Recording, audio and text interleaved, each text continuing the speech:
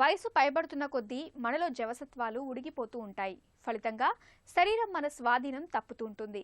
ముఖ్యంగా మలి వయసులో చాలా మందికి వణుకుడు ఒక పెద్ద సమస్యగా మారుతుంటుంది.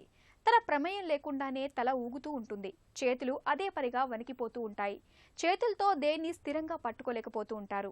ఈ రకమైన వణుకుడును డాక్టర్లు పార్కిన్సన్ వ్యాధిగా పిలుస్తారు.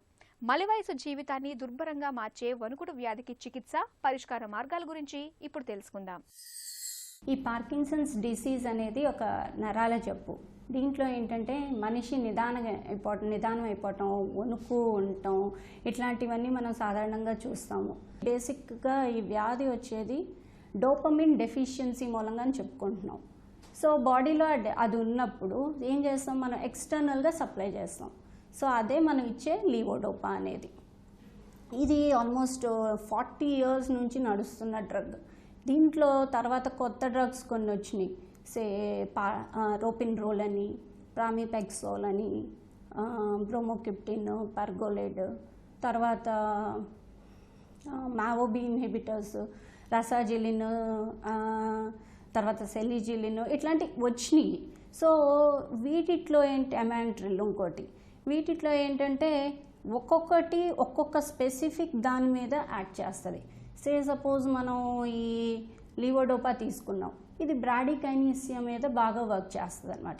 అట్లా పేషెంట్కి ఏ ప్రాబ్లం మోర్ సిగ్నిఫికెంటో దాన్ని బట్టి ఈ చాయిస్ ఆఫ్ డ్రగ్స్ అనేది ఉంటుంది.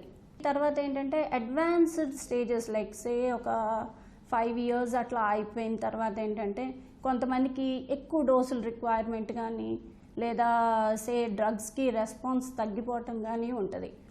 సో అలాంటప్పుడు ఏంటంటే సర్జరీ అనేది ఒకటి ప్రిఫర్ చేయొచ్చు. దాన్ని డీప్ బ్రెయిన్ స్టిమ్యులేషన్ అంటాం. దాంట్లో ఏంటంటే ఒక చిన్న battery or something like pacemaker కానీ బ్యాటరీ లాంటిది పెట్టి అక్కడ నుంచి ఎలక్ట్రోడ్స్ బ్రెయిన్కి కనెక్ట్ చేస్తారు. సో అది మనం బయట నుంచే దీన్ని కంట్రోల్ చేసుకోవచ్చు. ఎంత పవర్ కావాలి మన మూమెంట్కి అనేది ఒకటి సెట్ చేసేసుకొని అది ఎక్స్టర్నల్గా మనం సెట్ చేసుకోవచ్చు అనమాట. తర్వాత ఇంకోటి సంథింగ్ లైక్ పాలిడాటమీ అని ఇంకోటి చేస్తారు. ఇవన్నీ బేసిక్గా ఈ ఎలక్ట్రోడ్స్ అనేది వెళ్ళి సబ్థలామిక్ న్యూక్లియస్ వాటిలో ఇన్సర్ట్ చేసి ఆ మూమెంట్ని రెగ్యులేట్ చేయడం జరుగుతుంది అనమాట దీంట్లో.